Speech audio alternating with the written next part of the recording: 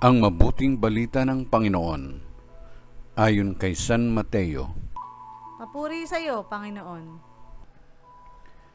Noong panahong iyon, sinabi ni Jesus sa kanyang mga apostol, "Humayo kayo at ipangaral ninyo na malapit nang maghari ang Diyos. Pagalingin ninyo ang mga may sakit at buhayin ang mga patay. Pagalingin ninyo ang mga kitungin at palayasin ang mga demonyo. Yamang tumanggap kayo ng walang bayad, magbigay naman kayo ng walang bayad.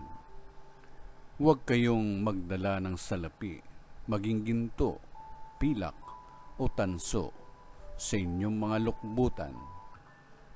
Huwag din kayong magdala ng supot sa inyong paglalakbay, ni bisan, pampalit na pangyapak o tungkod, sapagkat ang manggagawa ay may karapatan sa kanyang ikabubuhay.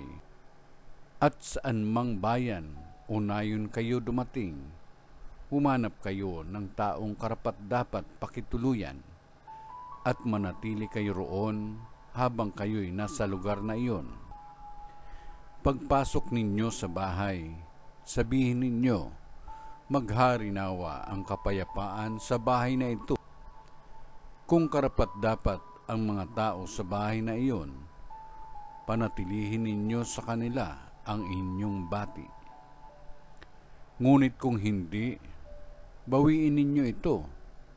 At kung ayaw kayong tanggapin o pakinggan sa isang tahanan o bayan, umalis kayo roon at ipagpag ang alikabok ng inyong mga paa. Sinasabi ko sa inyo na sa araw ng paghuhukom ay higit na mabigat ang ipaparusa sa mga tao sa bayang yaon kaysa dinanas ng mga taga-Sodoma at taga-Gomora. Ang mabuting balita ng Panginoon. Pinupuri ka namin, Panginoong Jesucristo.